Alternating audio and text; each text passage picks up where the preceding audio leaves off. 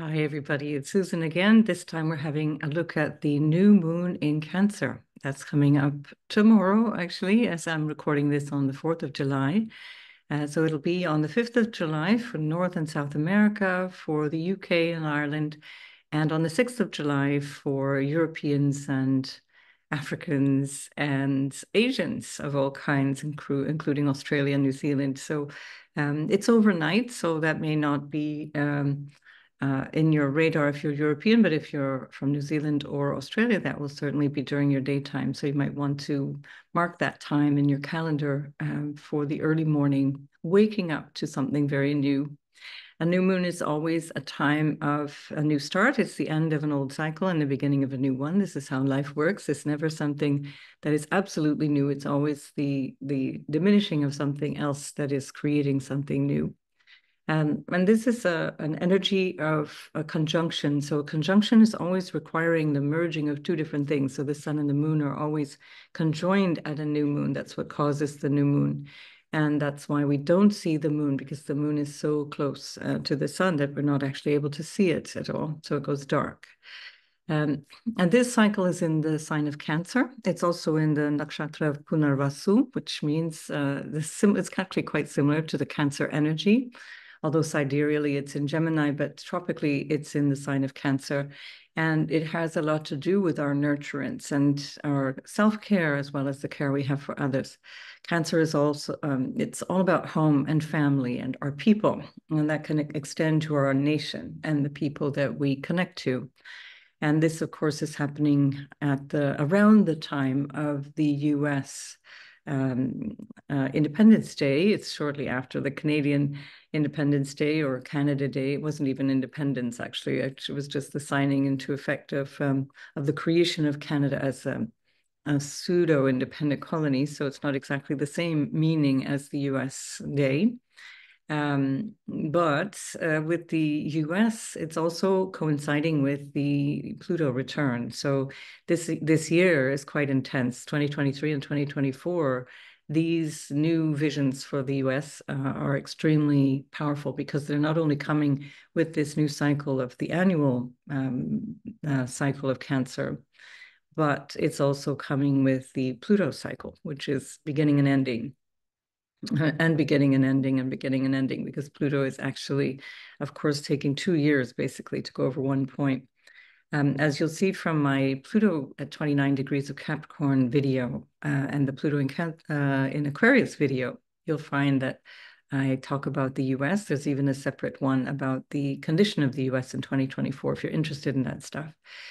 So the ongoing Pluto return of the US is built into this new moon.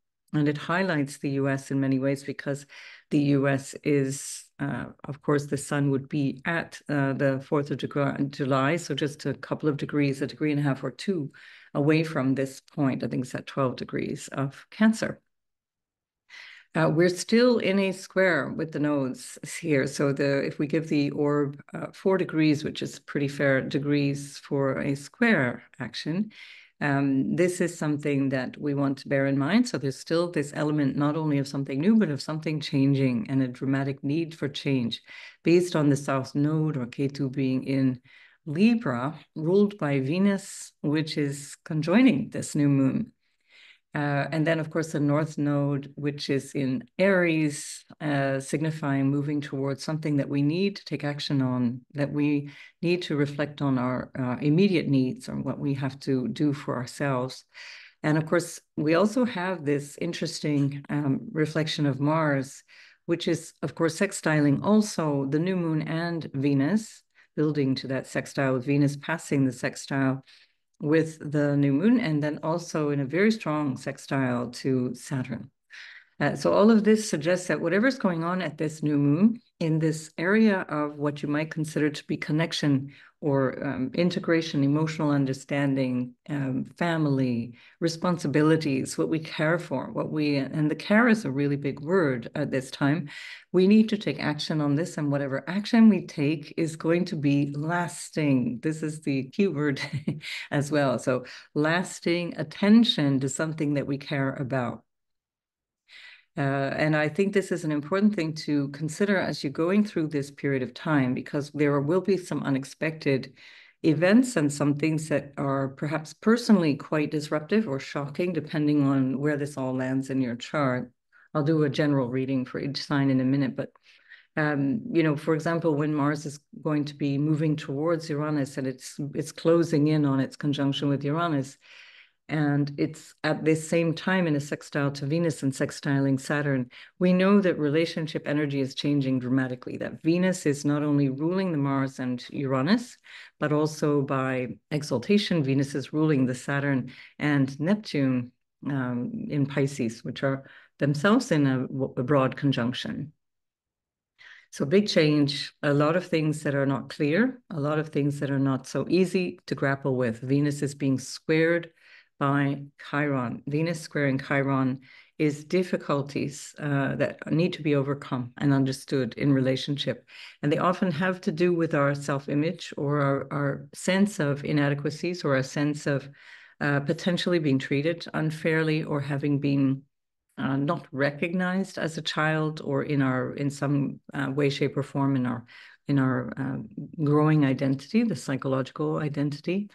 And this is something that poses a challenge to the energies that are otherwise relatively flowy at the time of this new moon. So change is something that you can contemplate in terms of every lunar cycle. It's a really healthy way and a useful way of using the lunar cycle. If you work with that energy of what's fresh and important for me right now, and keep growing through the year, and you really look at the lunar cycle, working with this notion of wrapping up and starting afresh, or at least taking a fresh perspective on things, it really helps to keep the house tidy as you go through your life and through the year.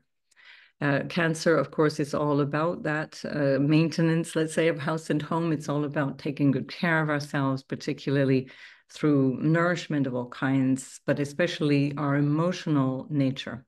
So the fourth house is the natural house for Cancer, and it represents our psychological and our emotional needs, what we feel secure about. So Cancer as an energy, wherever you find that in your chart, is where you will have a neediness around security. And that is a different kind of security to the Scorpio and Taurus kind of security, which is all about trusting and needing to feel an emotional security that comes more from engagements around values, money, sexuality, and sex, and this kind of thing.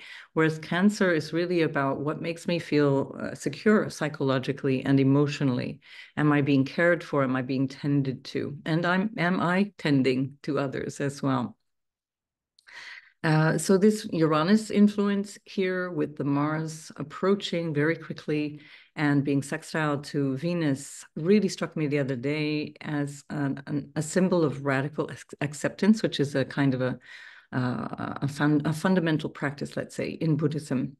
The radical acceptance, it's the same kind of practice that we would want to take on when we're taking full responsibility. The Stoics did this as well, just really understanding what is true, what is the situation, not as I would like to see it, but as it is. And so in this moment, I'm here with my elderly mother, and I'm having to adjust minute by minute my relationship to her. And so I myself have a Cancer moon, which is just at 12 degrees of Cancer. So it's just passed, but conjunct this full moon, this new moon. And at the same time, my mother's moon is on Neptune, where I have my Mercury, and we're both having our Saturn return. So I'm having my second, and she's having her third Saturn return. Her sun is exactly conjoined by Uranus at this time. So my dealing with my mother has been a minute-to-minute change, because we're no longer in the territory of someone who is actually fully managing their life. My mother was, has to be said, a professional victim for most of her life. So I'm kind of used to that, especially on an emotional level. And by the way, if you also have a Cancer moon, and especially if that goes with a Cancer rising, and especially if that's above the horizon or in the 12th house, depending on the system that you're using, you will have had an emotionally dependent mother, that you will have mothered yourself, and that is what gives you the sort of qualifier of nurturing yourself, this capacity. So you had a mother who was very nurturing and motherly, but also quite needy. And so here we are in an extreme version of that in my own experience. And what I've found is that I had to take a step back, which is also a Cancer thing. When things go wrong, you retreat. And I have no problem with that. A lot of people consider that to be running away, but it's important. And you might feel, even if you have no Cancer particularly strongly in your chart, everyone has it somewhere, but you may not have placements very strongly. It's extremely important to retreat, to understand your emotional process and understand what is actually happening in order to take action. Because whatever action we're taking, remember, at this time, it's long lasting. It's not for this week, but it's going to have an impact over time as Saturn is involved. And so we're looking at something that's a long story that will unfold over time, that perhaps we will only see at the Cancer full moon, which we would see in the Capricorn season. So that's several months ahead. And also we might only see it when Saturn returns to this point, which will be about February, I think. So Saturn, of course, retrograding at 19 degrees of Pisces. And when it returns to this point, we have several months to go before that's the case. It will reflect what we were dealing with at this time. So all good reasons to really contemplate what is actually happening in our experience. And by the way, that would include also a passage of Pluto back to this point, because Pluto is also retrograding. So the reason for me expressing this, not to point out what's going on only for me, but rather to understand that this is something we're all grappling with, that there's an ongoing rapid change in our reference system, in what we can refer to, and how we might refer even to what is self-care. So as I said, I withdraw, I pull back, because I need to understand better how I'm feeling about things, and to also be able to practice radical acceptance, because otherwise I'm in the space of expecting a certain behavior or expecting a past behavior. Cancer also represents the past, lineage and family history and so on, and not seeing that and getting frustrated by that. So it has been a frustrating experience with my mom as she's aging. And her mind, where we have Neptune on the moon, her mind is not very strong anymore. And Uranus on the sun is also challenging her sense of self. So all of that to say that my little experience here is like a kind of a fractal or a metaphor for what this moon is holding. Because my moon is involved, it's really just referring back to some of the things that we may all be experiencing. So much of my chart is highly aspected by this. And to the extent that all of this is in or out of our control, to the limited control that we have, is really over our thinking and our feeling nature. So as we feel things, we need to also then understand them by thinking about them, by contemplating them, and ideally not by reacting in a way that's extremely strong, because it is going to have lingering effects. And so that Saturn and Uranus, as it's approaching over the next few days, is going to show us something that can be either very new and very insightful, or surprising developments, or it can be something that is sudden and shocking. It's neutral. It's not necessarily good or bad. It's a challenge because, of course, we're dealing with Mars and Uranus, so it can also have quite a literal sense of explosive action, or dynamism, or electric explosive energy, which is definitely the domain of Uranus, but also the potentially angry, frustrated, lashing out kind of quality that Mars and Uranus can bring. We don't know how it's going to manifest. I never try at all to predict what Uranus is going to bring, because it's quite literally the unpredictable. In the same way that Rahu, the North Node, brings things that are quite unpredictable. We can't really know what is going to happen there. So with this square, and I'm still calling it a square, because even though it's 4 degrees away, it's even less than 4 degrees away, it's it's something that's significant, and it's perhaps more like 3.5 degrees away, still a very strong square. And that requires us to have a new vision for how we take care of each other, of ourselves as well. Of course, we have to take care of ourselves and fill our own cup in order to be there for other people. So Punarvasu is very much about this as well as the nakshatra. And also with the moon, it's easier. Punarvasu moon is very much more like Cancer. So if you have this moon degree, so basically from about 14 Cancer through till about 21, I think, of Cancer. Don't quote me on that. I'm doing the tropical coordinates now. Perhaps it's 22, but okay. This will be a Punarvasu sun or moon for you. And I am just at the end of Ardra Nakshatra, which is the previous one, so it's a different quality. But nonetheless, the energy of the sun is, it can come through difficulty.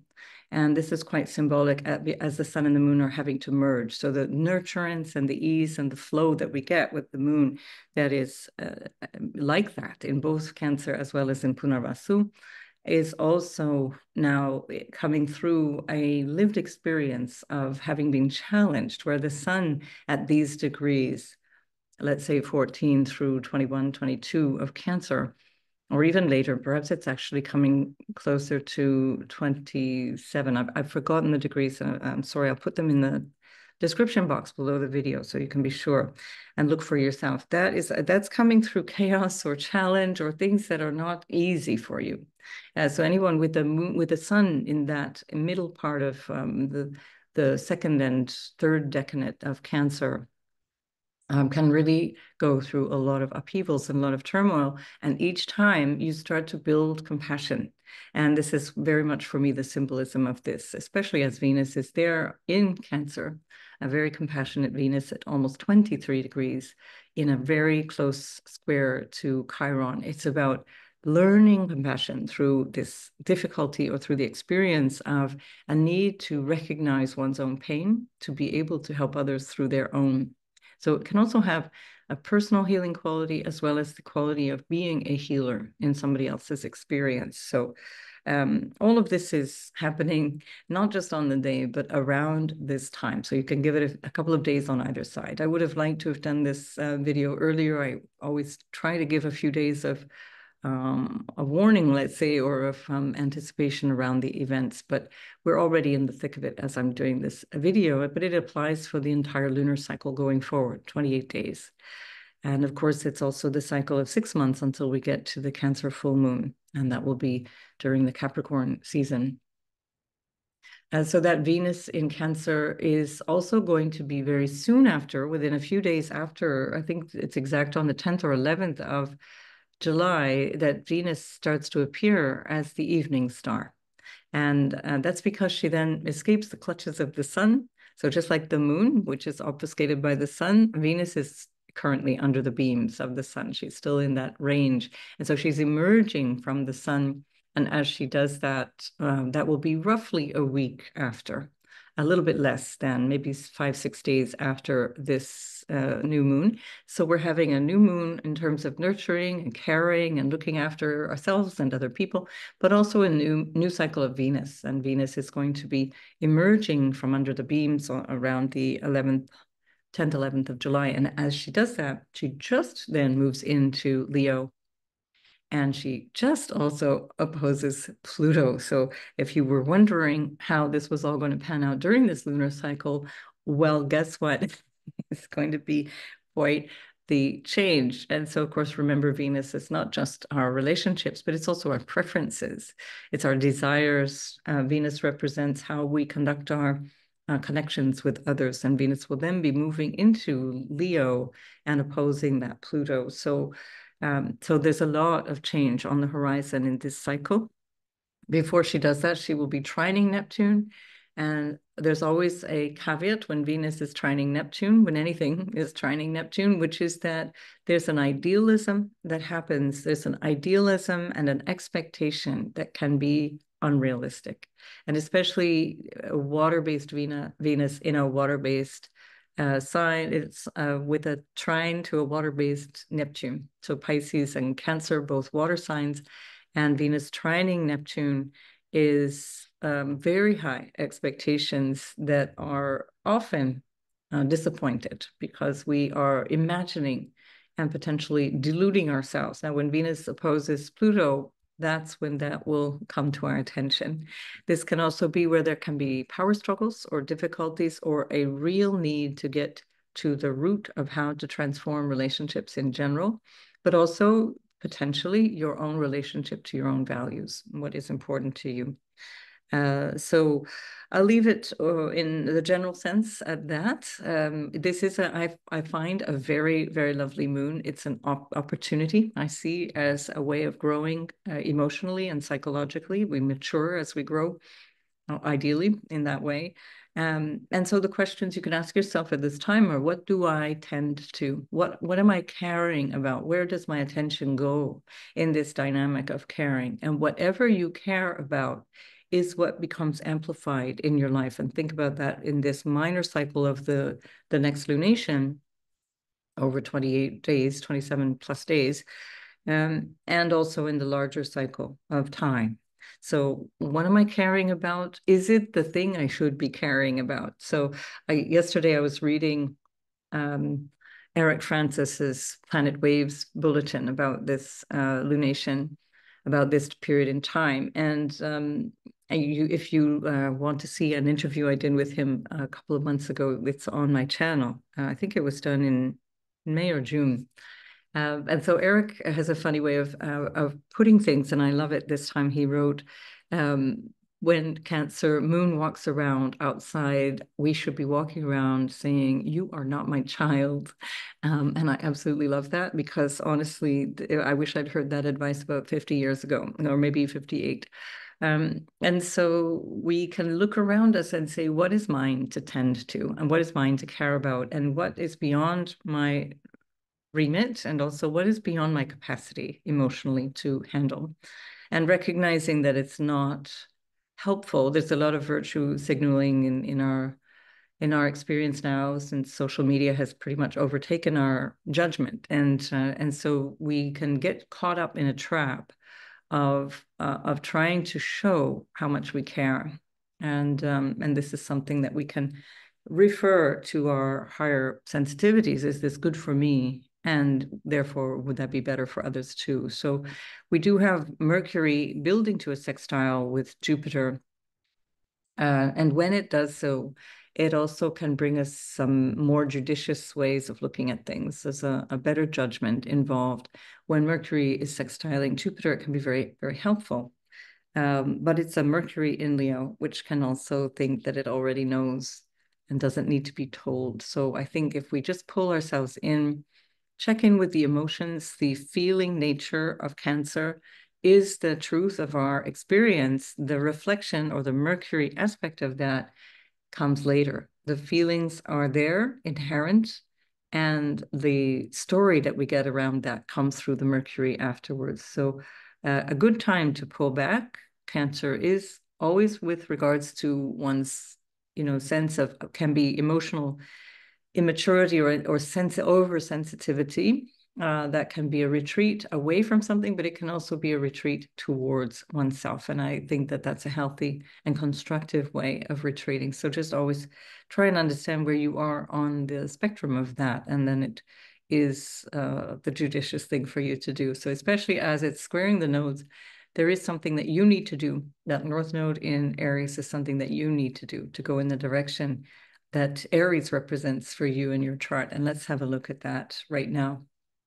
So we'll go sign by sign. And perhaps what I'll do now is just back it up for Aries.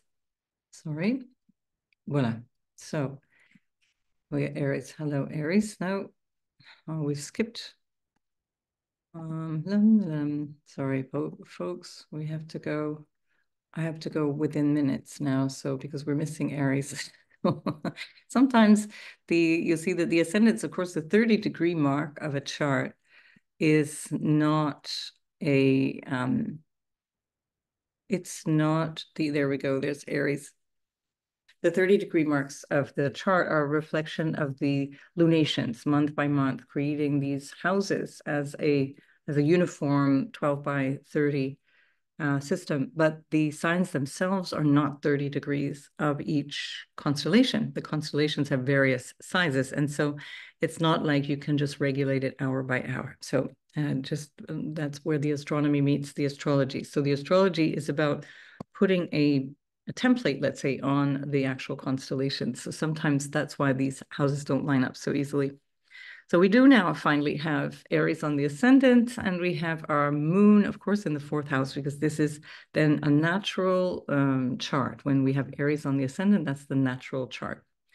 And so when we have the moon in Cancer, a new moon in Cancer, that is doubling the meaning, the message of what I've just said at the intro. It's extremely relevant to Aries types, Aries sun, moon, and rising, especially the ascendant sign, that there will be something that requires your attention around house and home, around your family, around perhaps your mother specifically. And that can also impact your outer world experience. It can impact your life, of course, because it's an angular house. So anytime we come up against a transit in an angular house, it's going to affect your world in all the different domains, but this one particularly internally, within the house that you live in, or within the concept of home, within the concept of nationhood and family of nations, or your people in terms of your lineage. For Aries, this is really strong, particularly because we also have Saturn and Neptune in your 12th house of ancestors and faraway lands and all of those things that are behind the eyes. And that Saturn, of course, is in a trine broadly to this new moon as well as to Venus. And of course, Neptune is also about to be trined by Venus. So it does pull in the 12th and the 4th house. So there's something deeply emotional going on here that requires you then to take action in your own realm, in your life, and towards what you need and how you need to express that. Now, the second house also represents family and whatever supports you. And we have Mars and Uranus in that house. Mars is your ascendant ruler. So if you have sun, moon, or ascendant in Aries, Mars is ruling that, but especially the ascendant, which becomes a very strong signature for the Aries. And so when we find Mars then in the second house, it's like you going into that second house. And there we have it building up to this quite unexpected or possibly disruptive conjunction with Uranus. And that's also sextiling Venus at this time, and similarly sextiling Saturn. So these are times of unexpected change for Aries, for all of us, but especially for Aries, that can have an impact on money or whatever is coming through family or whatever supports you. Second house is also your values.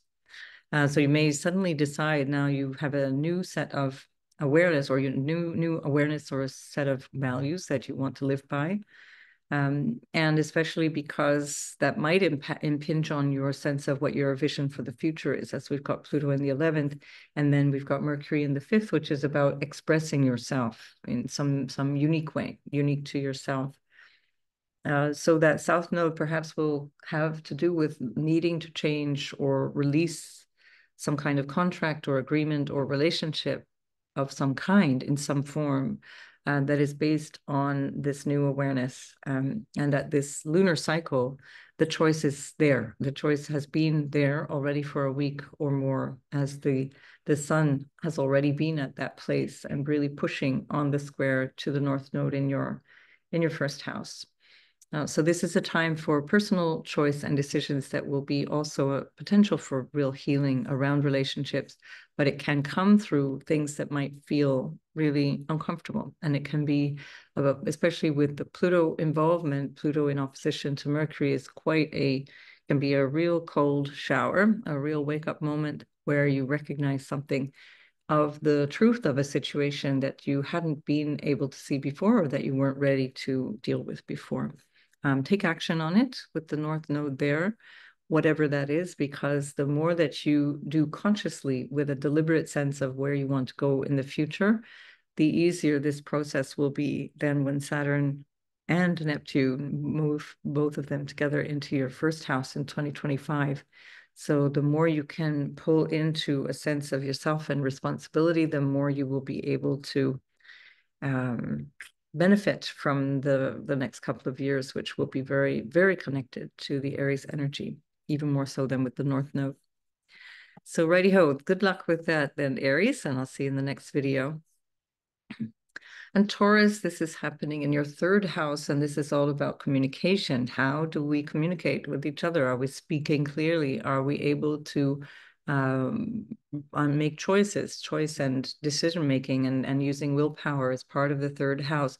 It has to be said, the Taurus energy is one of the reasons that Taurus is a little ambivalent around making change and making choices is because the moon is ruling the third house. And so when you start to understand the meaning of the signs, it doesn't have an inherent meaning. There's no Taurus meaning. Taurus is with reference to the placement of the signs in the different houses. And that's why the ascendant sign is so vital to us astrologers as we're looking at a chart. So just to say, this is one way of seeing that up front, that the Taurian energy appears stubborn or unwilling to change, but it's partly because the moon is in the third house and constantly changing their perception of what is safe and what is real. And do they feel emotionally safe? Do they feel psychologically safe with the choices that they're making? Now, that depends a lot on the natal chart. I'm just speaking from the archetypes of those two signs of Taurus and Cancer.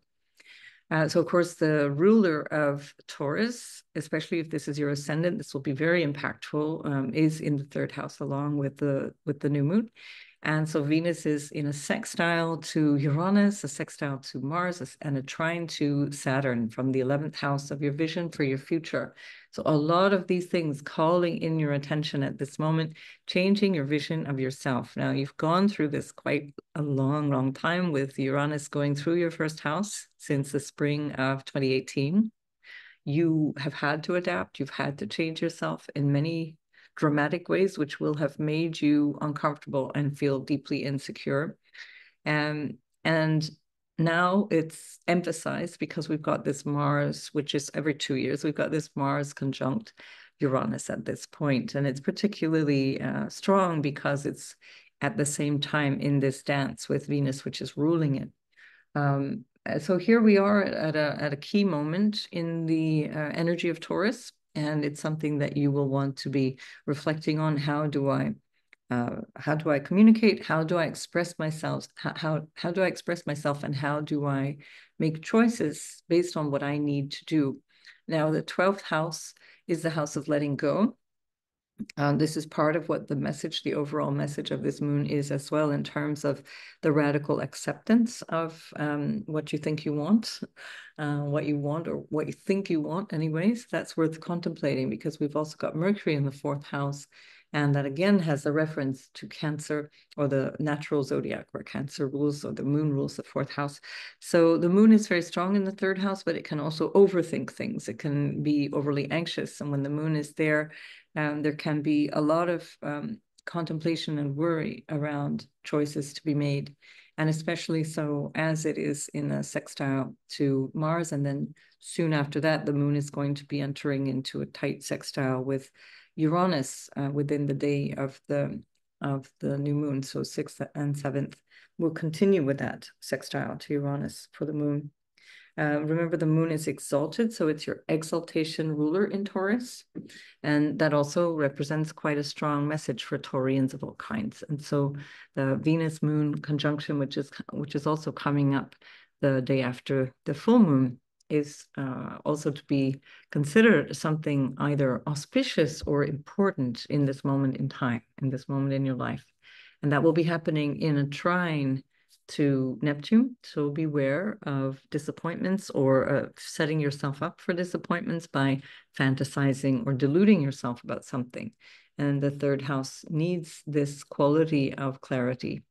And that's why it's a bit challenging sometimes for Taurus to figure out what is the right thing to do. And they might find that out of a fear of change, out of a fear of not getting it right and not feeling secure about what's coming down the pipeline, they will resist the change and stick with things that are not actually good for them. And here we have Pluto going into the top of the chart saying, no, it all has to change. The way you show up in the world, the way that you are taking charge for your life out in the world, or you might if you're active, you're looking at your vocation or your career, your social status or your marital status. All of these things are really up for a big shift, and therefore so are you. So Taurus, use this time to really contemplate what's motivating you from the inside, getting over your fears, and trying to realize how you can take advantage of this period of time, which can bring you some lasting change. So good luck with that, and I'll see you in the next video.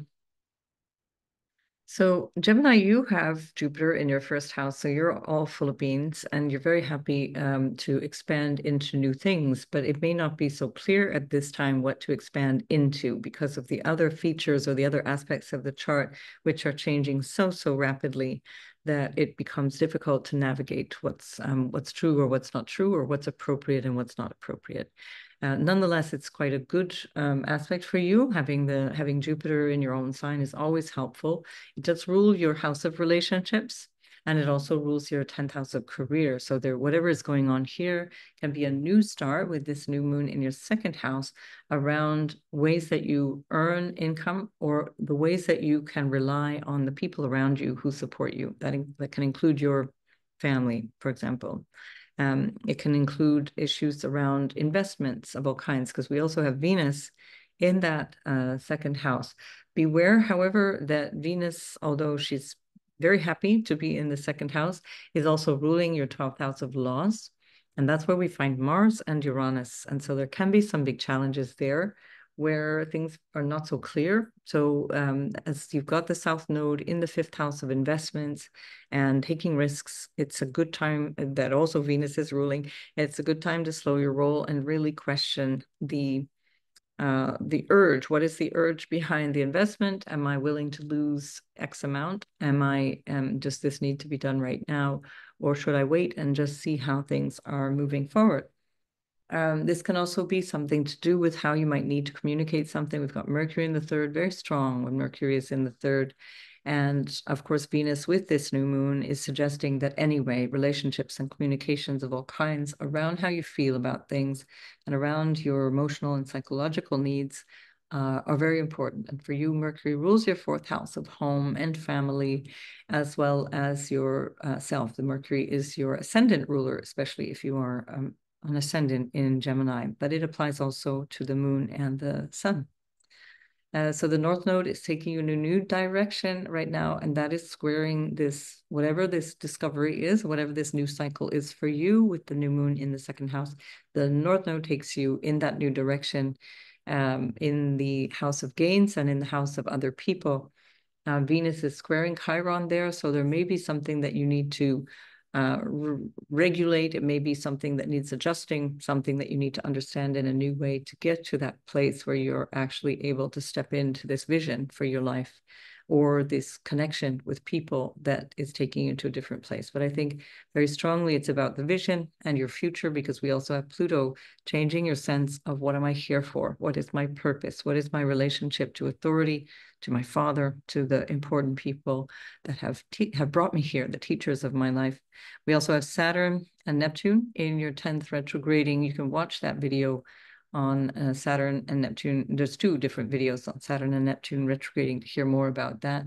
But because Jupiter is ruling your 10th house, you have a role to play. There's something that needs to be really personal to you that has to come to the understanding of what is going on in your house of status and your vocation or your work and outer life. So good luck with that, Gemini, and I'll see you in the next video. So Cancer, this is for the ascendant, sun, and moon in Cancer. This is myself, for example, and I know many of you as well, as you've communicated in the chat. So here we are in a new cycle that is very personal, a self-starting, what's the word? A new start for the self, let's say. A new cycle of how we need to behave, how we need to show up.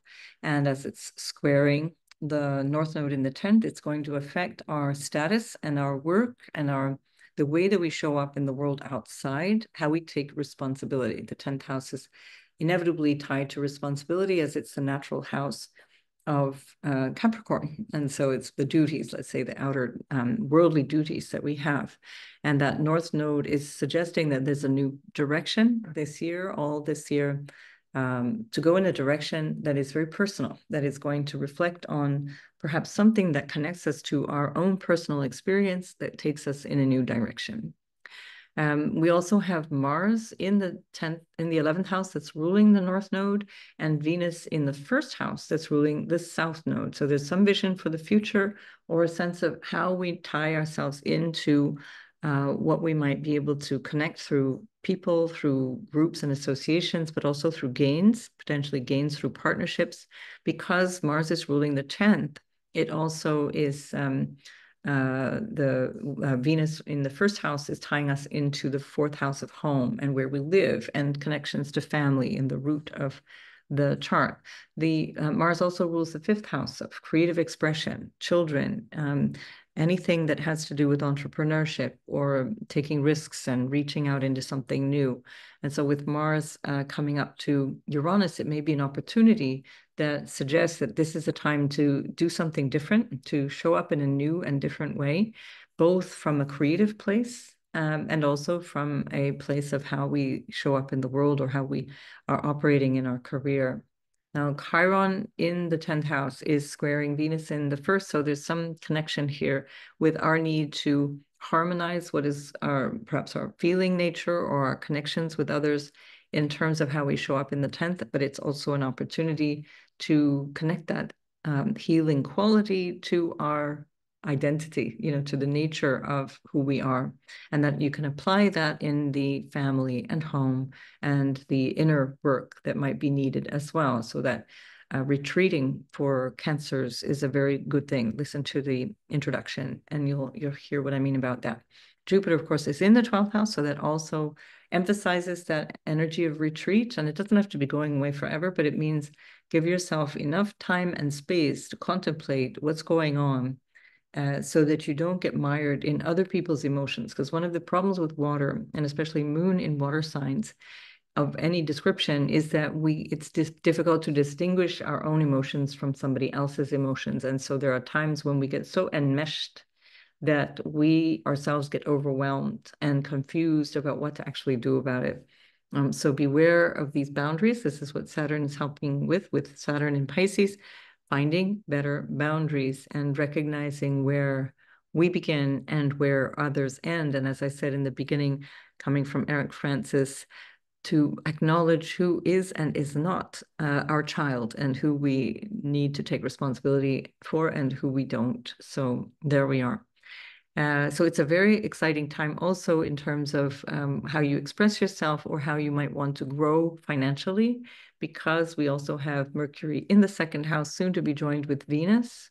And that Mercury, of course, is representing communication for Cancers, ruling the 3rd, ruling the 12th, something that may have an impact on the 9th house of teaching, publishing, expressing through a higher perception or higher understanding of what life is all about. That can show up in your private life, in your own experience, but it can also show up in your work.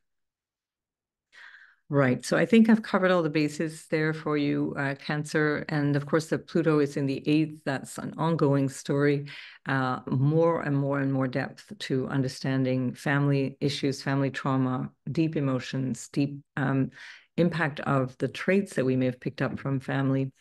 And certainly this is a rich time to be understanding all of that. And remember, fundamentally, Cancer moon or not, life is impersonal. Life is impersonal. It's just all kinds of things happening that we integrate with, that we merge with, that we connect with, and then it all ebbs and flows, just like the moon, just like the waves of the ocean, and it's not personal. And so the more that we understand that, the more we can step back and abstract from the emotions, which can sometimes be extremely overwhelming. Good luck with all that, Cancer, and I'll see you in the next video. Now we have Leo on the ascendant. That could be for sun or moon or rising in tropical Leo. And that puts this new moon in the 12th house. So there's definitely an aspect of this which is in the hidden realms of your experience, whether it be the unconscious dynamic or the spiritual dynamic, or the quality of connecting with people who are no longer in body, who are perhaps ancestral, or they could be your spiritual ancestors and spirit guides, for example. Especially as we've also got Neptune and Saturn in your 8th house, which connects also to that deeper understanding of the mysteries of life and the occult practices and mysteries that are driving us, whether we become aware of them or not. So all the better to become aware of them. Now, your ruler is the sun. So for Leos, we always want to find where the sun is at any moment, and recognizing that here the sun is with the moon, and therefore there can be a time where you feel quite tired, especially in Cancer, maybe emotionally tired or psychologically so, and it can also be potentially physically so. Your vitality tends to be quite good, depending on if you're a Leo rising. That will depend entirely on where the sun is in your chart. But if you are Leo sun, your vitality usually is quite good, unless you have the sun in a difficult house as well. But nonetheless, it's a time when Cancer season comes along, where Leos are preparing their move out into their expression of self and the things that they might want to be doing. And so this is a good time to kind of step back and see what it is that you'd like to pursue over the next, say, month or a couple of months, where you're building up to a new understanding of yourself. Soon you're going to have Venus joining Mercury in your 1st house. So there's going to be a lot of self-reflection, a lot of connection to the world outside, a lot of opportunity to really connect. And actually where Mercury is roughly around the time of this full moon. And I forgot to mention that in the beginning, but Mercury is at the place where Mars will be stationing in your sign come the end of November, last week of November, 1st week of December. So you can watch out for signs, watch out for whatever's coming up for you at this point.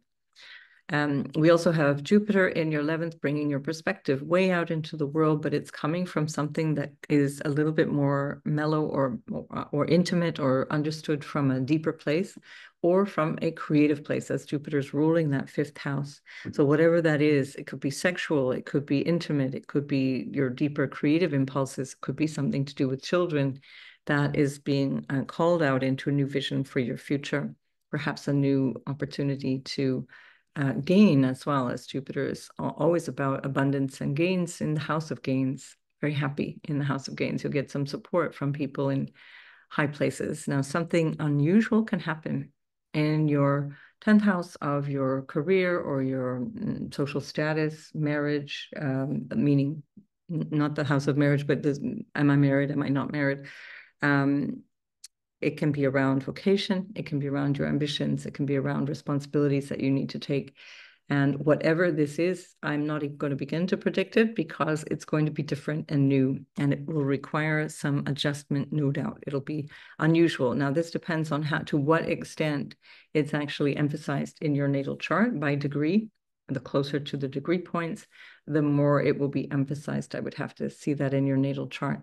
But we also see that Chiron in the 9th is squaring Venus in the 12th. And so there could be something that's going on in terms of a relationship, or an understanding of your new relationship to desire, for example, that needs to be reflected upon, needs an adjustment, needs to be understood better in order to achieve the thing that you want in the house of the 3rd house of communication, where Venus is ruling, as well as in the 10th house of career. So something's changing here, and it may be based on what you recognize has always been holding you back, or the thing that you didn't dare try, or even, and here's a very important connection there between the 9th and the 12th, is in your faith in God. And I'm using God as a placeholder, so spirit or the universe or the power that be. And because the North Node is there in the 9th house, it is a whole year of this. There's a whole year of trying to understand, do I feel support coming from these places that are bigger than me? Do I believe I need to do this all myself? Again, that depends on your natal chart. I would need to see that to see the tendencies that you might have in that area. But nonetheless, it's a good time to really explore. Am I holding myself back from God? And I'm using that again as a placeholder. Am I holding myself back from faith? And can I stop it? So stop it. All right. So Leo, I'm not going to bemoan the Pluto in your seventh anymore. That's what you hear that enough as we've gone forward. So if you want to hear more about that, if you don't know, then do watch my Pluto in Aquarius video, because it's very, very pertinent for Leos for a very long time to come. So good luck with all of that, Leo. I'll see you in the next video. So we now have Uranus, my goodness. Now we have the new moon in the 11th house for Virgo rising or sun or moon. So if you're Virgo ascendant, this is particularly strong. But it also is the 11th house away from the Virgo sun or the Virgo moon. And so we use derived houses to determine that. So we have a new start in the house of vision for the future and your dreams and your ideas for how you connect socially or how you connect based on a dream or a vision.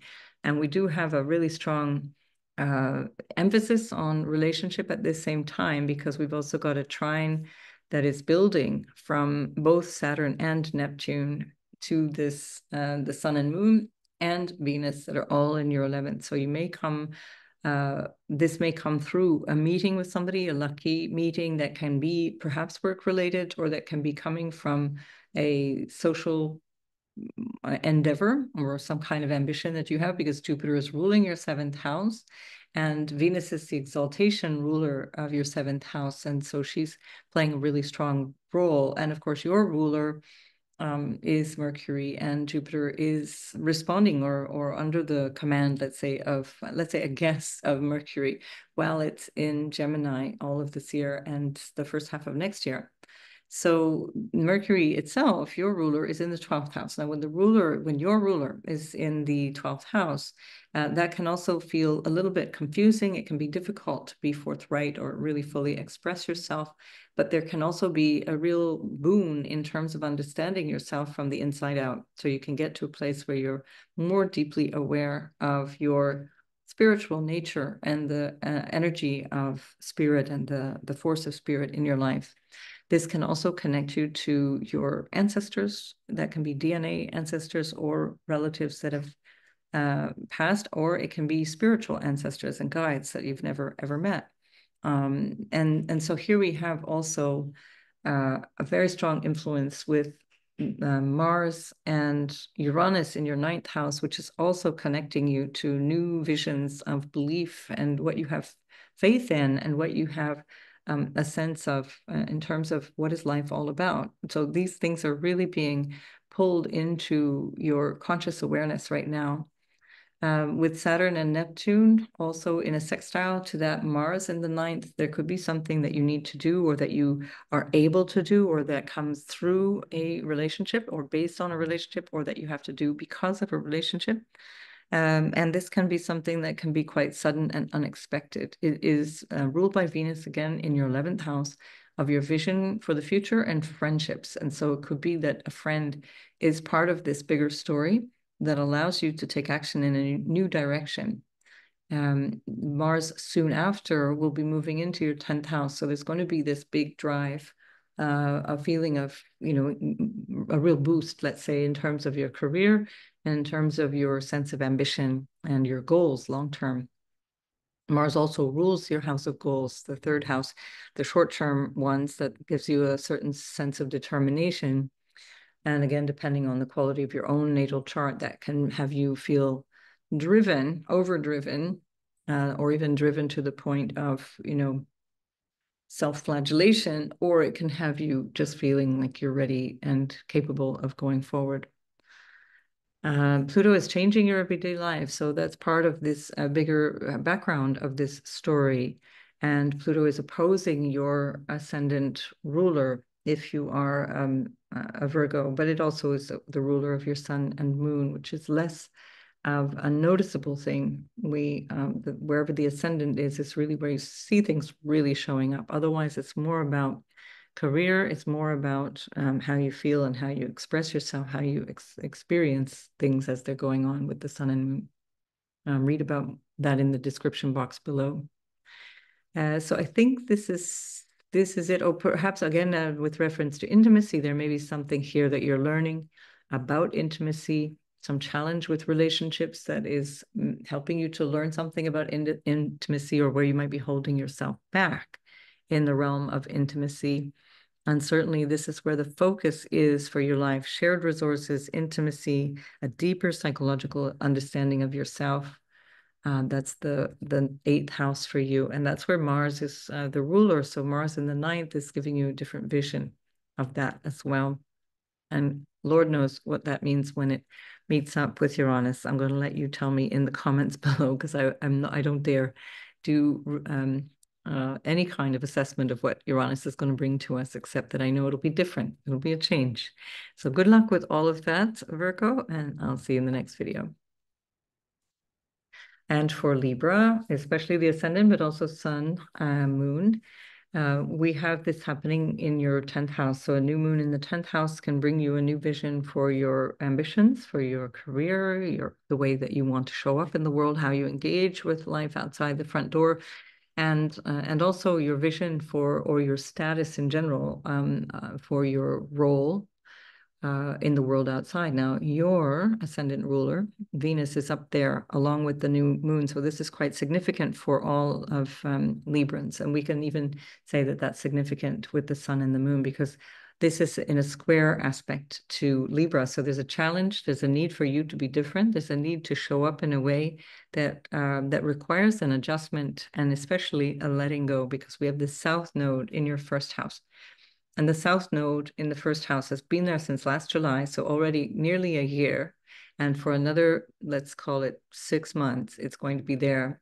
And so you're still working on this process of shedding an old way of being and engaging in relationships in a new way, engaging in connections with people, or contracts with people, or agreements with people in a very, very new way. And Chiron is squaring your ruler, Venus. So there's something here that may require you to possibly eat humble pie and recognize where you have been part of a problem that has been ongoing, or recognize where you have been underestimating yourself in relationships, and where there is an opportunity for you to step up and be in a different experience of relationships, and especially how you might show up, as Venus is in the 10th as a result of all of that.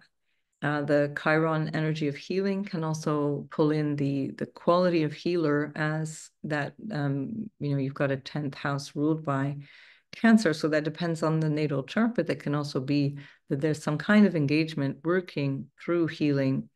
Mars is in your 8th house. So, working in ways that are either working on yourself for psychological growth, growth through deeper understanding of yourself, family patterns, how would we describe that? Things that may have been holding you back, that are inherited patterns, and recognizing all of that and healing yourself, but also doing that for other people. The Venus is also the exaltation ruler for your 6th, and she rules the 8th. And of course, she is your ruler. So there's a tie-in here with Saturn and Neptune, both going through your 6th house, where you may have had some experience of illness or difficulties that you couldn't really put your finger on, that you need to take responsibility for. Now, these can be psychological, or they can be physiological. So it's a little bit dependent on your chart. Something to do with your work environment requires your intervention. Saturn is your exaltation ruler as well. So Saturn rules your 1st house in that exalted manner, because Saturn is very, very good for Libra. It helps to establish boundaries in a way that, for example, Pisces also requires for different reasons. So this is something that's quite constructive for you right now, Libra. So that Saturn in the 6th is saying something about how your everyday life, or your schedule, or your health, or your job, or any of those things that require an extra effort may need some reconsideration. You may have been really overdoing it, and now you're seeing the new moon in the career house is saying, hang on, this doesn't work for me anymore. I really need to change this based on what I need and how I need to engage differently in relationships, because I personally am taking responsibility for how I've shown up, and now that is ending. So all that to say that it's quite a good phase. I think this could be a really constructive new moon for you to have a new vision for your career and how you show up in general outside, and especially how you show up in relationships, which is the theme of the rest of this year. So good luck with that, Libra. I'll leave you to it, and I'll speak to you in the next video. And then we have Scorpio, which is another water sign, meaning that this new moon in Cancer in your 9th house is trining your 1st house, especially if you are Scorpio rising, but it's also trining your sun or moon. So very, very helpful, constructive energy that is also helped and supported for long-term growth with the Saturn and Neptune in your 5th house, all of which are trining. So depending on your chart, you may even have a grand water trine going on at this point, depending on the degree points of your positions in Scorpio. And so this is a really, it's an uplifting time. It's a time where you can really look at things in a way that feels more personal or relevant in terms of what you see as your purpose, or what you'd like to see, how you want to be, and grow in your spiritual or personal experience of life, where you want to reach out into a new philosophy of life or understanding of life. The challenge with Venus and Chiron is coming from your everyday life. So maybe there's an illness, maybe there's an issue around work where Chiron is squaring Venus in the 9th, but Venus loves being in the 9th. So what you're going to end up doing is getting online and doing all this research and trying to figure it all out and learn and learn and learn. And so you're just going to figure it out for yourself. So that's a real support at this time, even if Chiron is causing some challenge in relationship. Now, the challenge can also come from an obstruction between work and relationships, or because of work, relationships are having some difficulties, or because you're traveling, or because you're far away from your loved one, relationships are having difficulties, because we also have the North Node ruled by Mars in the house of relationships. And of course, Venus herself, which is ruling the 12th house of foreign lands and letting go, where we find Ketu, the symbol for letting go, the symbol for release. Something has to change, something has to move on, needs to give way. And so if this is the case, it's time for a real assessment, a clear assessment of what it is that needs to be done. So Mercury is in your 10th house, again, around career, around social status, around how you are seen, how you're showing up in the world. And Mars itself is about to approach Uranus, both of which are ruled by Venus at this time in your 9th house. So there's something going on in relationship that's going to require an adjustment, or that will be adjusted one way or another based on something that was quite unexpected, or something that requires a sudden response on your part. This is all a part of a bigger story of deciding how you want to go forward with your career or with your everyday life, with the North Node in the 6th house, which is also ruled by Mars, your ruler. So always important to check on what Mars is doing, or whatever your 6th house is up to, because that's also ruled by Mars. Yeah, and so there's something here about love affairs, about your vision for all of that. And as Neptune and Venus are about to trine, there may be some disappointment, or there may be some fantasy or overly idealized vision for all of that. But that Mars and Uranus will clarify that, quite abruptly clarify whatever that bubble is. You won't be able to lie to yourself, let's say, especially as Neptune retrograde for me represents a little bit of that quality of lying to oneself. And so it's not to say that you can't have some really wonderful romantic engagements or even creative expressions at this time, which can also be that beautiful trine between Neptune and Venus. But I'm just looking at all this get real kind of energy, and I'm just telling you the way I see it here. So I think it's a bit of a get real moment, at the very least, in terms of your sense of what is your purpose and how you reach out into your own life. Certainly home is involved, because home is affected profoundly now with Pluto in the 4th, and that can also impact your emotional nature psychological nature and whatever that inner foundation for life is, especially well. Jupiter is in your 8th, representing issues of things going on in your intimate life or behind the scenes or with shared income. Right, we'll leave it at that. I will need to see your natal chart to be able to tell you more than that, but good luck with all this, Scorpio, and I will see you in the next video. Sagittarius, this is happening in your 8th house of your hidden aspects of yourself and things that you need to look at from the inside, from a psychological place or from a place of needing to understand yourself better or even needing to understand your family better. And it depends if there is anything going on here in your natal chart. This Sagittarius combination of the ascendant in Sagittarius and the sun in the 8th house is the signature of the United States. It's also the signature of Julian Assange. I'm going to talk about him after we're done with these. And that is something that that can create some feeling of restlessness around what is home, and what can I rely on? Who are my people? Who's got my back? And that's been a bit of a challenge. And this is kind of a reflection of that challenge, even if you don't have the sun in Cancer, but especially if you do. But for Sagittarius, rising particularly home and the issues around home, your emotional nature and your connection to that have been very, very powerful for you in the last year or two. And so we're really now looking at a trine to this same energy that is giving you some insight. It's giving you some inspiration. It's a supportive energy, a trine. It's supporting the energy from Saturn, giving you something longer lasting that you can deal with and work with. You're also having a sextile from Mars.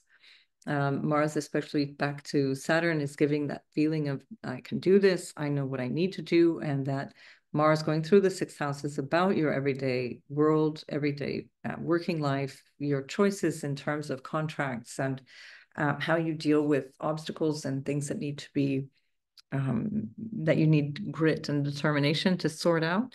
And certainly that has been a big feature in your life for a very long time. Lots of instability around work, potentially also around health for the last sort of 6 years. And now Mars and Uranus come up for their biannual, meaning every 2-year conjunction. This time it just happens also to be in a sextile to Venus and to Saturn. So this is quite an interesting phase. It can have something to do with your healing and understanding yourself from a place of how you need to make these changes based on what you need to be yourself, because we've got the North Node in the 5th house that can reflect what you need to express yourself or how you need to show up more in terms of the joy and the fun and the choices that you make in your life that are based on the things that speak to you, that speak to your heart. And there's a vision or a dream that you had for your life that doesn't work any longer. And Venus in the 8th with the new moon can show you that is coming from a revised understanding of your inner workings or your maybe patterns of thinking or patterns of feeling that haven't really supported you, or even to the extent that the family hasn't actually really supported you. And you're recognizing that now as this new moon is in a square to the nodes. So don't look at the degree points here. The chart has been moved forward. So we're no longer in the exact phase of the new moon, but this is about a 3.5 to 4 degree square with the nodal axis. And so that energy of the 5th house where the North Node is really where you want to put a lot of your attention. How do I show up? This might involve children or creativity of the most profound kind, meaning becoming pregnant, for example, wanting children. Your ruler, Jupiter, is in the 7th house of relationship. And so there is a lot of emphasis also on the effects of other people on your life and how that might also affect your home life. Because Jupiter rules your 1st and your 4th, and that can also be with connection to family, but also most especially one-on-one important relationships in your life. This can have something to do with work, so that issue around work or how that pans out for you might actually then again influence where you live. So I would have to see your natal chart to know more about how that will play out for you. But nonetheless, this is a place to dig deep. Go deeper into yourself and understand any patterns that you need to recognize that might be about emotional or psychological escapism, not taking responsibility, because at this time you do have this Mars in the 6th that can provoke some health issues or health crises with Uranus. So should there be anything that needs to be tended to, take a step back and care for yourself. Take some self-care time. It's about finding that North Node in the 5th. What brings me joy? What brings me happiness? How can I express myself and my creativity? This is the big emphasis on that right now. And Chiron there in the 5th is healing that feeling of whatever has been holding you back from that for a long time. And it may have been how you relate to your family, or how you're relating in general, to even emotional relating, that's in that square to Chiron. Right, Sagittarius, sunny days are coming. When you have Mars going through the 7th, there'll be a lot of dynamism going into your 7th house. And remember that that is the ruler of your 5th house of love affairs, romance, etc. So that can often, for Sagittarius, bring some pretty exciting love opportunities. And I certainly wish that for you if that's what you're looking for. All right, good luck with that, Sagittarius. I'll speak to you in the next video. Capricorn, this is in your house of relationship because, of course, Cancer is the opposite to your sign. And so a Cancer new moon in your 7th house of relationship can bring you some new understandings around how you are in relationship. Who do you relate to? Are they good for you? Are you good for them? Let's face it.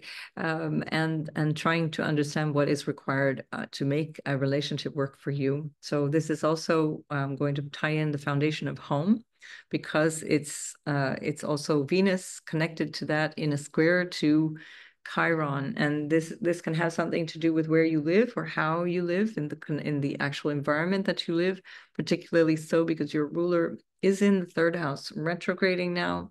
So it pulls in all of these different things by trine to Venus, by trine to the new moon, and also by the fact that Saturn is your ruler and being ruled by Jupiter, which is currently in your house of everyday work. And so there's a lot here going on that is about what is my duty, what is my obligation towards others, that may have something to do with how I'm feeling or how I'm relating to my home, my family, my neighborhood, the people around me.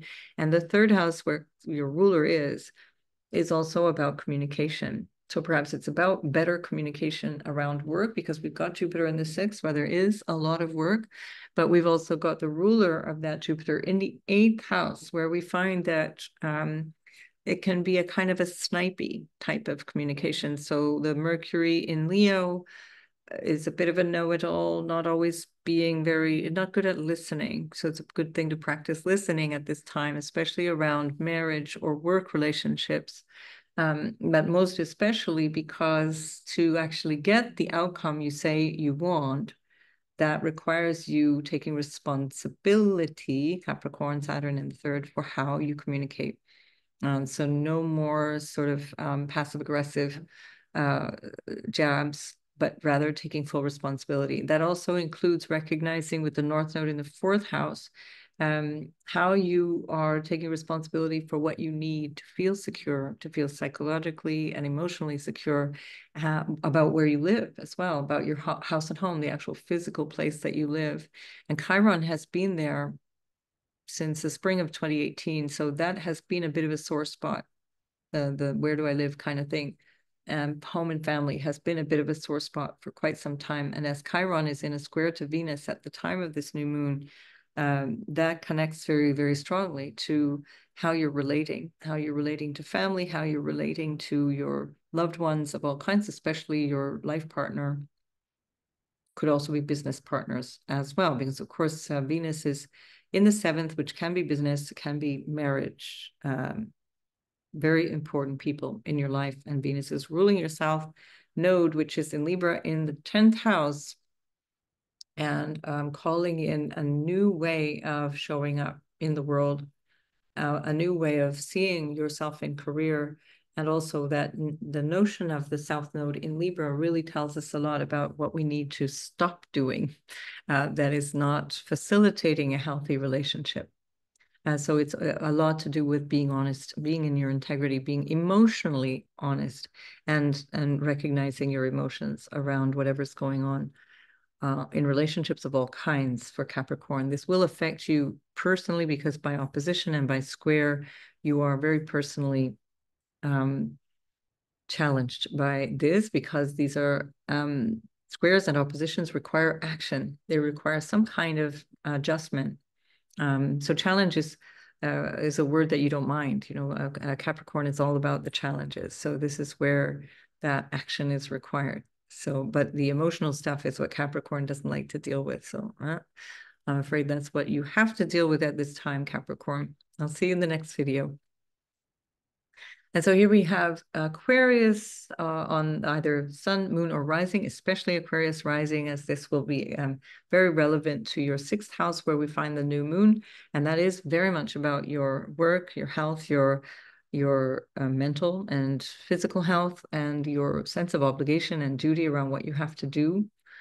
Saturn is in the 2nd house, so that has to do with income and money. And Neptune is also there. So there may be quite a lot of pressure at this time in terms of how you need to work or what you feel is expected of you by family. There's some realization around family, because Cancer, regardless of the house, always represents something to do with family, with mother, and people that are connected to family. And so as Venus is also in a square to Chiron in your 3rd house, this could also potentially connect you to siblings and issues around siblings that require some attention, that might have to do with overcoming difficulties or overcoming some kind of health issue or challenge that requires your action. And the 3rd house is where we find the North Node as well, ruled by Mars in the 4th, which in turn is ruled by Venus in Cancer. And that Venus in Cancer is ruled by the moon that she's with. So we know that 6th house and Cancer plays a big role in whatever is going on currently with this Mars that is affecting your North Node at the moment. The Mars being in the house of home and family and what to do about it. And is it about where I live? Is it about the actual property? Is it about needing to renovate? Is it about needing to invest? Saturn in the 2nd house can often see us investing for the future, investing long-term, needing to do something that requires a certain restriction of finances or being serious about finances. That's your natural ruler, Aquarius. So Saturn works well for you, but in the 2nd house, it can still feel like a pinch. And Jupiter is in the 5th house that can have you wanting to indulge a little bit more, wanting to expand a little bit more, that may not necessarily be the right thing to do at this time. So really pull into what is necessary right now. North Node in the 3rd house is very much about communication and making the right choices. Having at times to use your willpower to achieve what you want, but really putting a lot of focus on your local space. That can also be if you're working, if this is about, for example, how you work, it can also be about working from home or setting yourself up in a new way to work from home, or working online and integrating with groups, for example.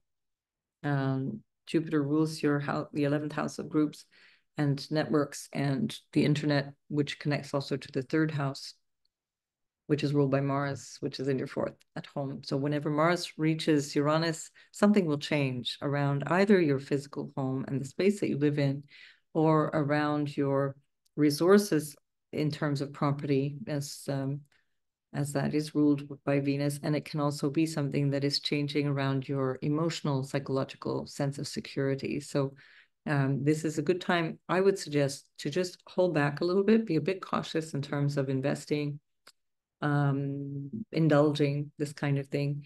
Take it slow and see how the next few weeks unfold for you. All right, I would have to see your natal chart to tell you more than that. So good luck with that, Aquarius. I'll see you in the next video.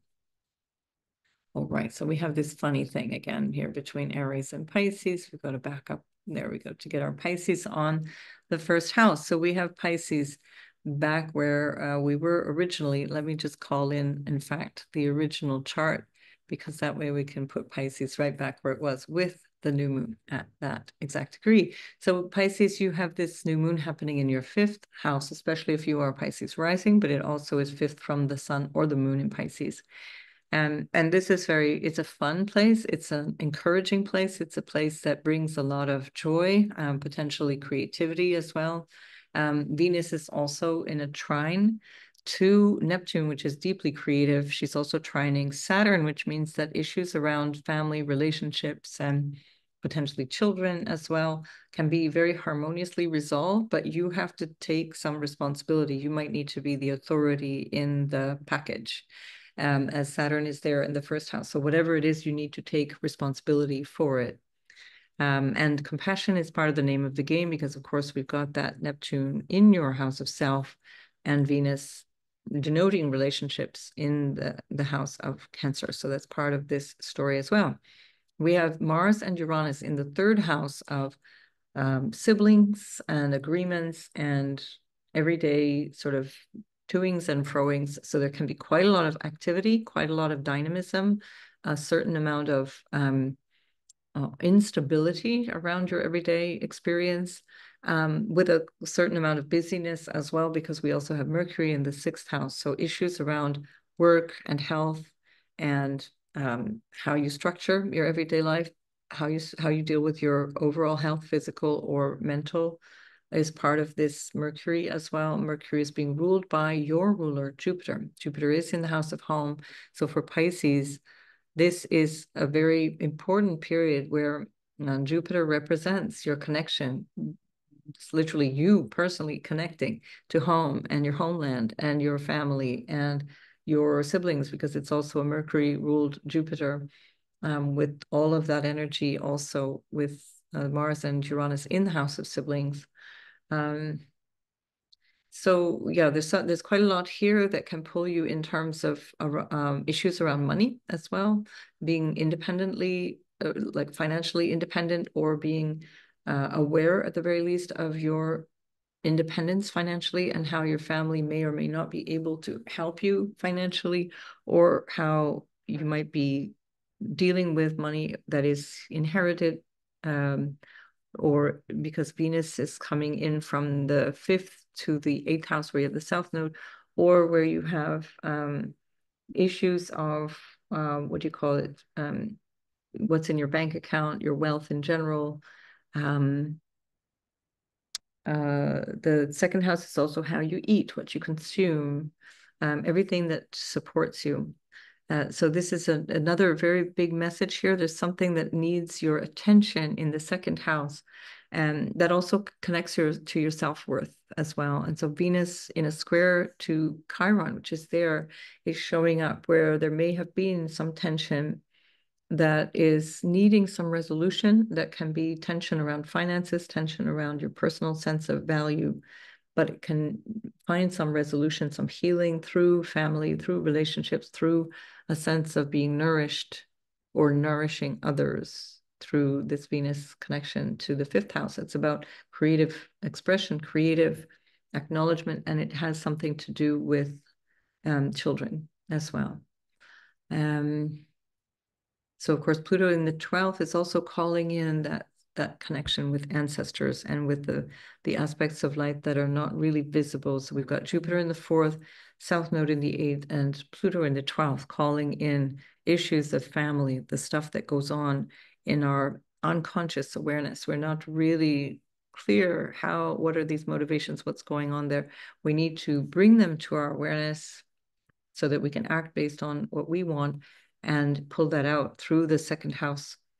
Remember that the North Node will be going into the first house for Pisces, Sun, Moon, and Rising, and that will be a new way of being, your whole being. So Saturn is creating a structure for that.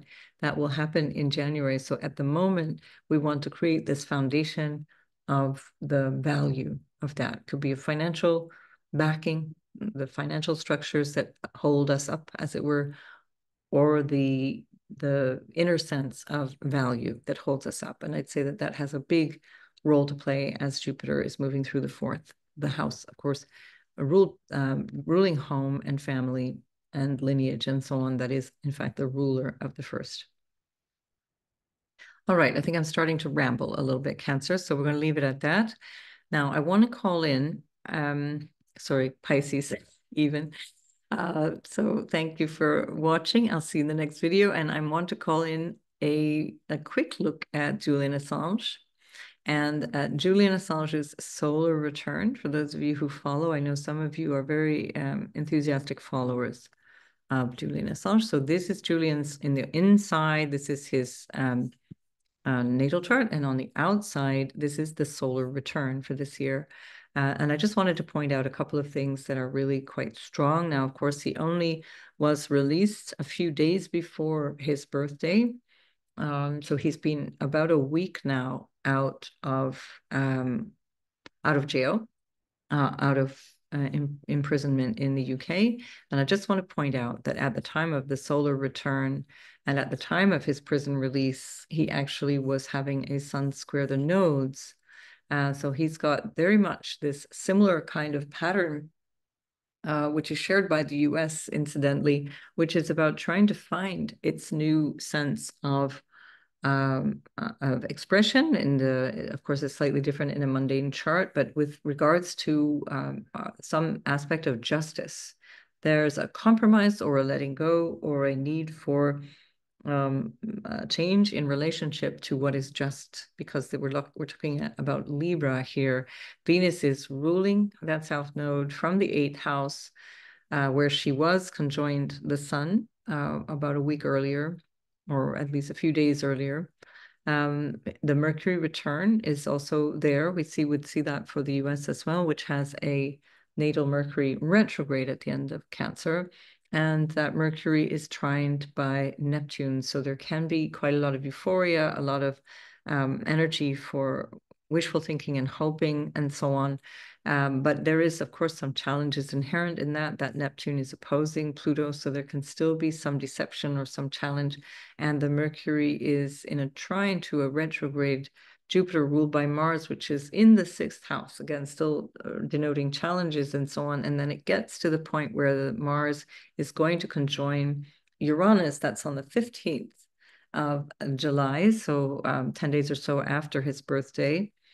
And so there can be some surprises, and that will happen in opposition to Jupiter. So there can be some surprises, some developments in the 6th house of cases that are difficult, challenges to overcome, and so on.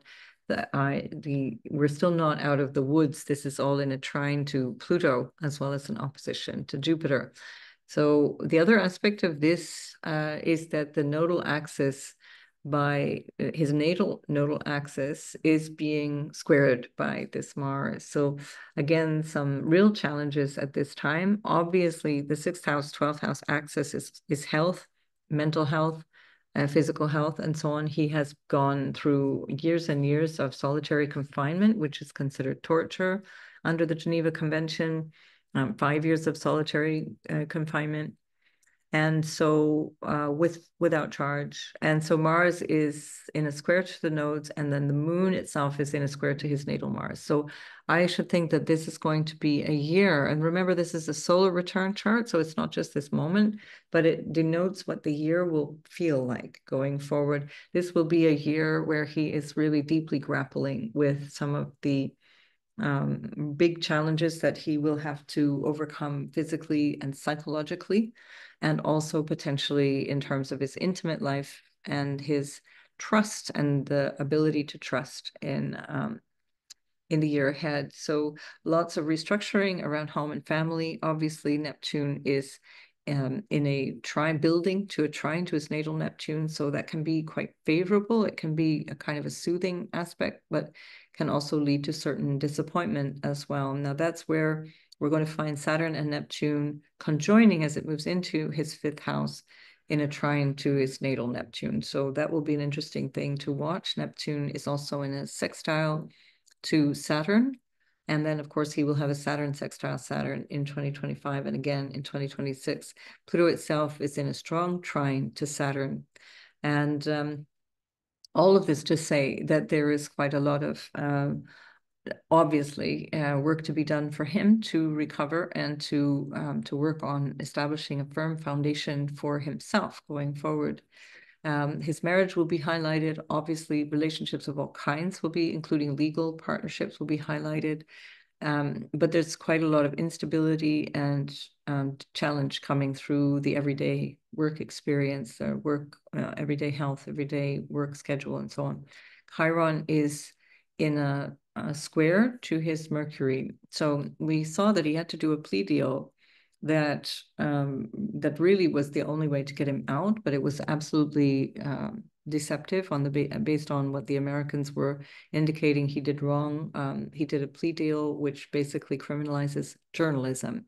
Now, keep in mind that this is a similar chart to what the US has, and these same challenges are built into the US solar return as well. So this issue will come back again. The issue of freedom of speech, Chiron squaring Mercury, what can be said, what cannot be said, healing around self-expression, Chiron in the 5th. And then that North Node, in fact, for Julian is on his natal Chiron. So a really big shift in terms of how all of this is expressing. The South Node will be exact as Uranus by the end of July and into August. So that's also going to be a massive change. That can also be a reflection of change around judicial issues, again, justice and issues of justice and fairness. And that also connects to a vision for the future, dreams and hopes for the future, as there's something that has to be let go. There's something that needs to move in a new direction with the North Node there in the 5th house. I also wanted to pull up this is more astrological teaching. So obviously for those who are not interested, you can carry on. But I also wanted to point out that in 2010, and by the way, those funny noises you hear in the back, that is my dog. It's absolutely not me. So Julian, in 2010, this was when the Collateral murder videotape was released. This is what got him in the crosshairs with the US government to begin with.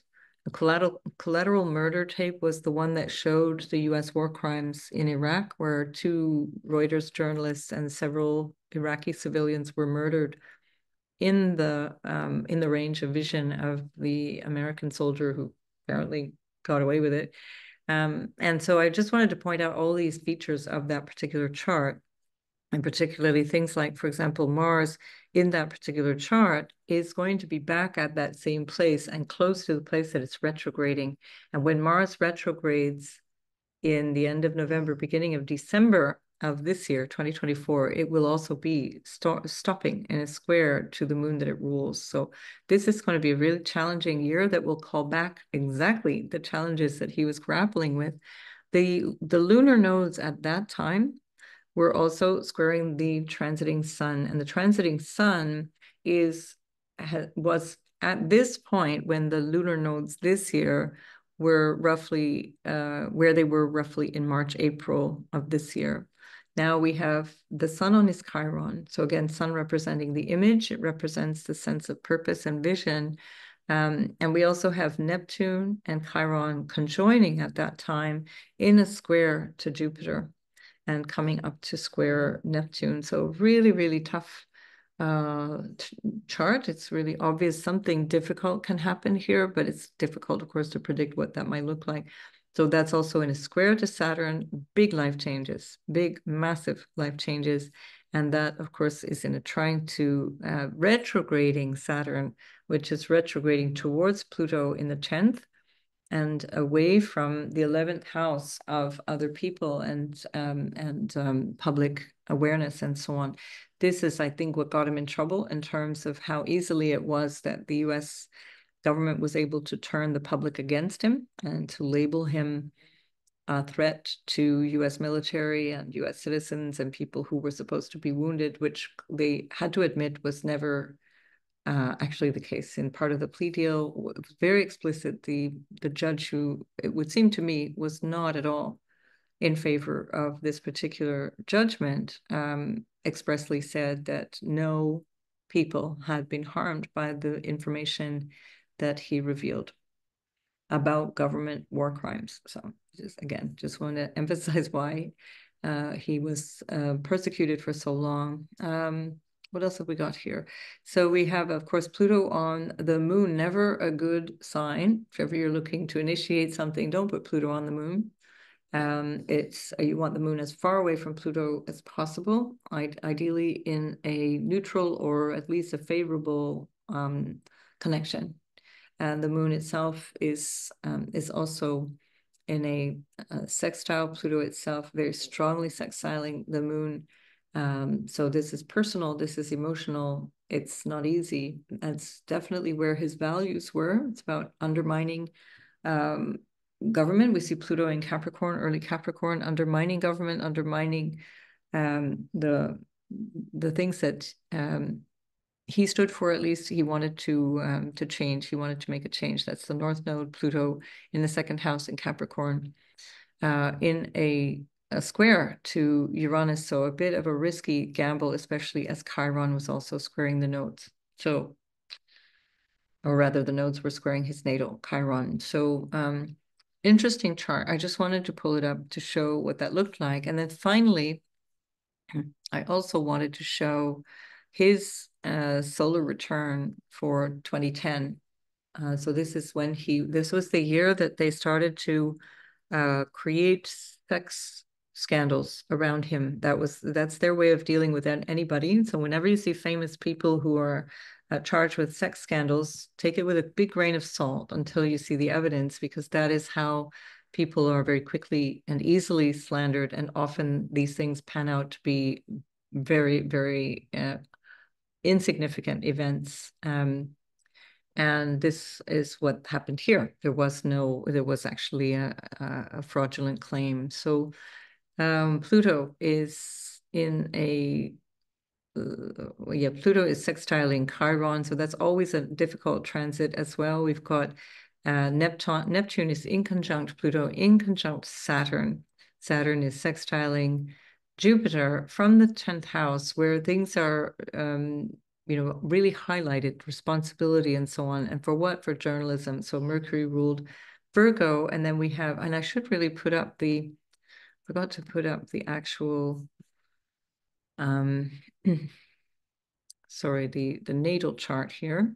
So let me put that back up here, because then we get the ascendant, and I forgot, of course, the ascendant is strongly implicated in all of this. It's very important. So we've got that emphasizing the ascendant by Saturn sextiling the ascendant for all of that time, that whole 2010 period. The south node was on his sun at the time of this impact. So that's a loss of reputation in the 8th house of crisis, but also of intimacy, sexual issues, and so on. And so the moon itself was in Pisces in the 4th house, and alongside Chiron, which was squaring his ascendant, squaring Neptune, and then squaring Saturn. So a really painful, emotional, and personal thing brought to the public's attention. The opposition from the moon to Mars is also really uncomfortable. Obviously, it's a challenge from authority. It's a challenge, a determination, but it's coming from this place of vulnerability and challenge to his emotional sensitivity. So that square of the nodes continues through most of that year to be in a square to his Chiron. He also happens to have Lilith on Chiron. And at that time, he also had Uranus and Jupiter. What are we doing? Yeah, so that's a trine to Neptune and the ascendant. It's a sextile to Saturn, of course, and the descendant. And that's still broadly in opposition to Pluto. So that is a massive life change, very, very painful in a square to Pluto. I suspect that when the nodes come back to that 2 and 0 degree point where Uranus entered into Aries, so let's say summer of 2010, when Uranus entered into Aries, when the nodes come back, which will be January, I think there's going to be something here that we will find out more. He will have more revealed around this massive change, that because it does impinge on his ascendant. So it could even be December as well.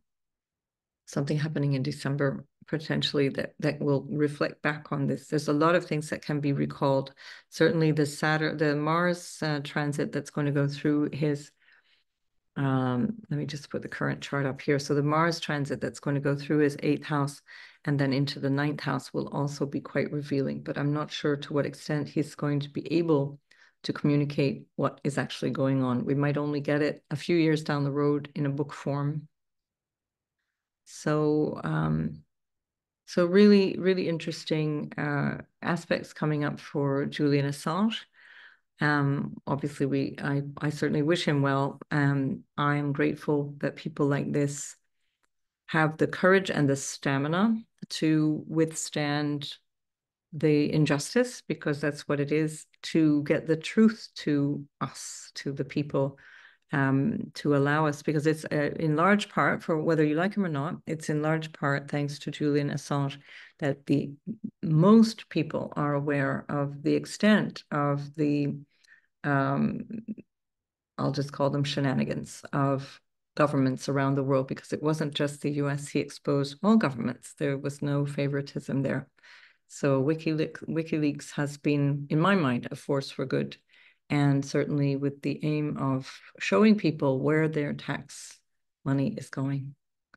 Right. So I wish you all a wonderful lunation in the month ahead, and I will be with you for the full moon in Capricorn. See you then.